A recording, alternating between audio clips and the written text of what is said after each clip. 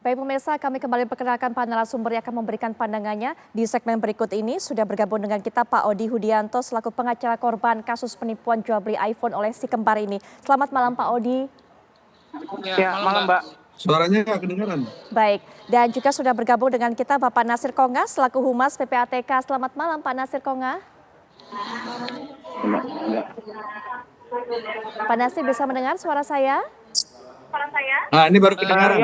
Baru baik, kedengaran. Kami coba perbaiki supaya Pak Nasir dan juga Pak Odi bisa mendengar lebih jelas lagi. Dan juga akan memberikan pandangannya bagaimana langkah kepolisian untuk bisa menelusuri hal ini. Irjen Pol Purnawirawan Arianto Sutadi selaku staf ahli Kapolri. Selamat malam Pak Arianto Sutadi. Selamat malam Mbak. Selamat Baik. malam. Ya, nah kita akan mungkin dengarkan terlebih dahulu keterangan yang disampaikan oleh Pak Odi. Pak Odi, bagaimana Pak korban Bapak ini bisa terjerat skema ponzi atau terjerat penipuan yang dilakukan oleh si kembar ini Pak?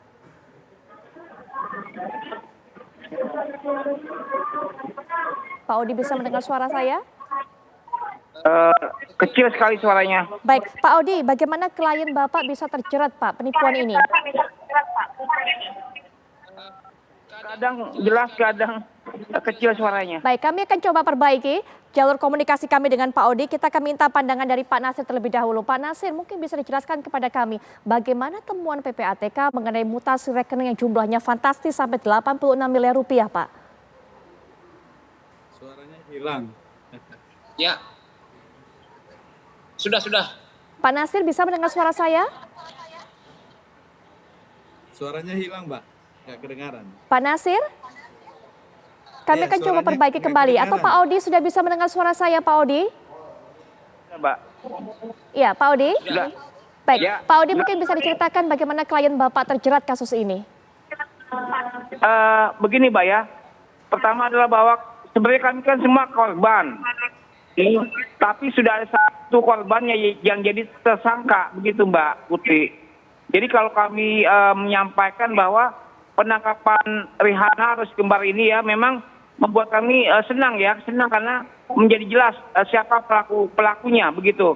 Karena justru korban ini yang lebih dahulu ditetapkan sebagai tersangka dan sekarang sudah terdakwa dan sedang disidangkan di Pengadilan Negeri Tangerang, Pak, gitu. Baik, korban ini menjadi tersangka atas kasus apa, Pak? Sama penipuan iPhone ini. Siapa yang melaporkannya, Pak, pada saat itu?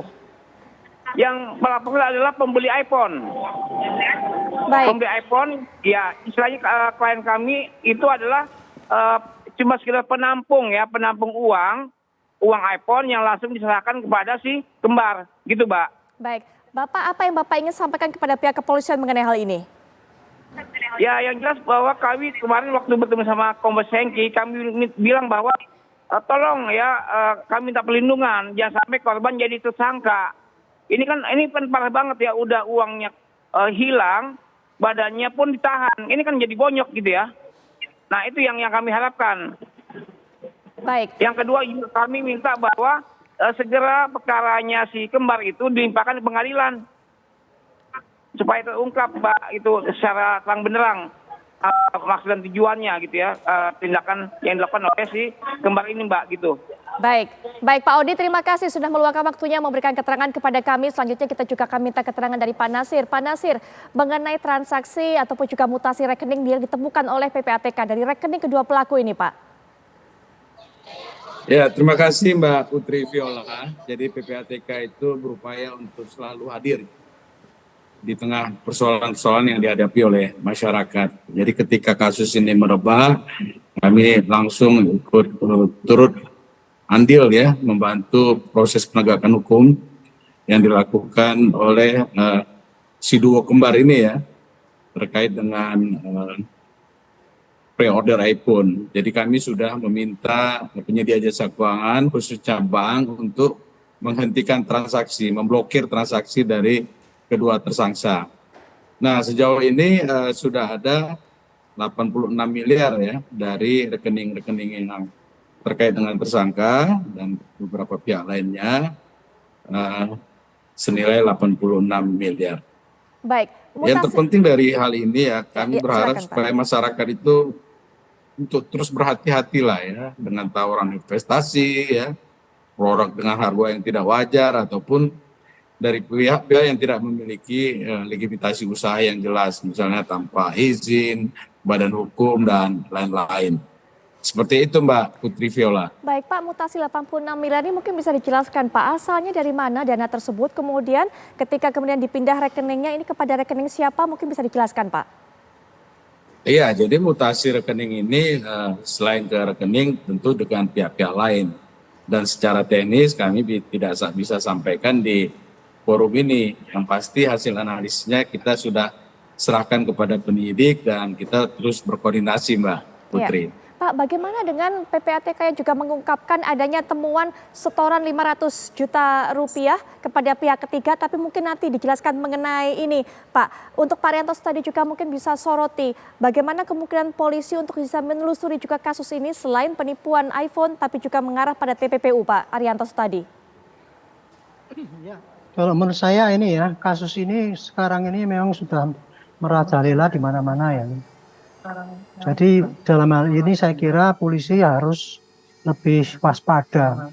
Jangan menangani kasus ini seperti cuman penipuan biasa saja.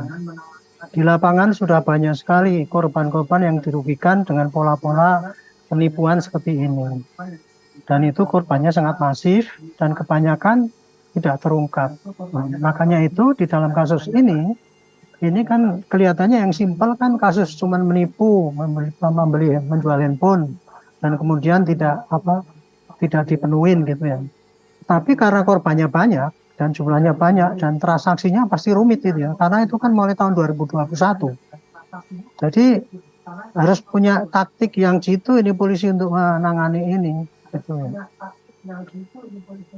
Jadi dalam rangka untuk memenuhi alat bukti ini ya, kalau satu yang bisa dikenakan adalah pasal penipuan itu ya, penipuan pakai handphone itu.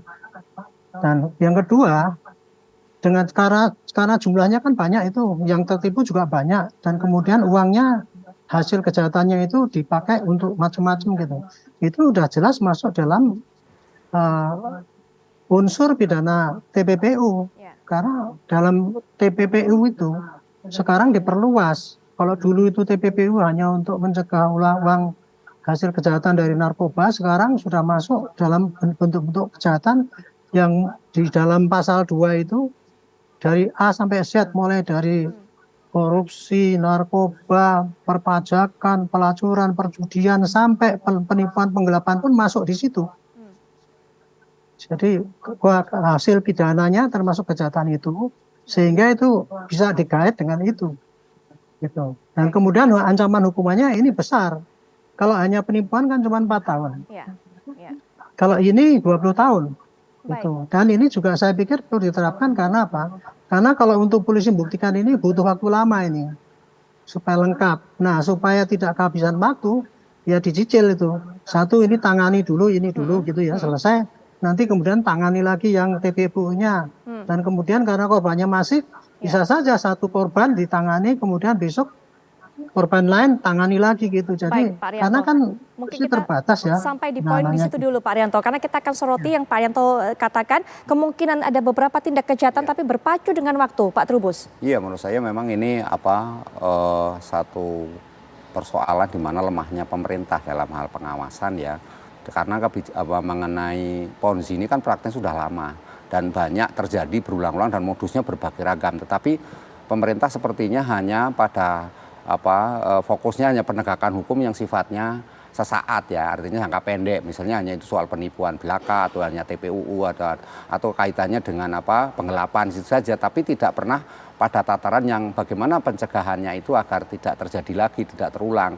Harusnya kan ada kebijakan regulatif yang menekankan kepada publik agar memahami tentang adanya Ponzi ini yang jenisnya sangat banyak, modusnya sangat banyak. Karena sejak diperkenalkan oleh Charles Ponzi itu sendiri kan di berbagai negara juga modusnya sangat beragam, dan kebetulan yang di kasus di Rihanna ini kan sebenarnya tidak sesederhana yang muncul di sini. Ini kan ada persoalan-persoalan di mana selama ini ada hal yang timpang di dalam pemerintah mengatur maupun memberikan satu pengendalian ya, agar masyarakat tidak melakukan ponzi dan setidaknya percaya kepada informasi-informasi yang tujuannya adalah membohongi, ya, kemudian juga dan kalau yang kedua kita lihat pelakunya kan selalu cengengesan kita ditangkap, jadi dia sudah merasa bahwa hukumannya juga tak seberapa. Sampai di poin itu dulu terlebih dahulu. Iya. Hukuman tidak seberapa. Nanti Pak Rentos tadi mungkin juga bisa berikan pandangan mengenai hal ini sehingga kemudian para pelaku juga tidak ada efek yang jera. Kasus ini kemudian dihukum atau pelaku dihukum, tapi ada kasus-kasus lainnya.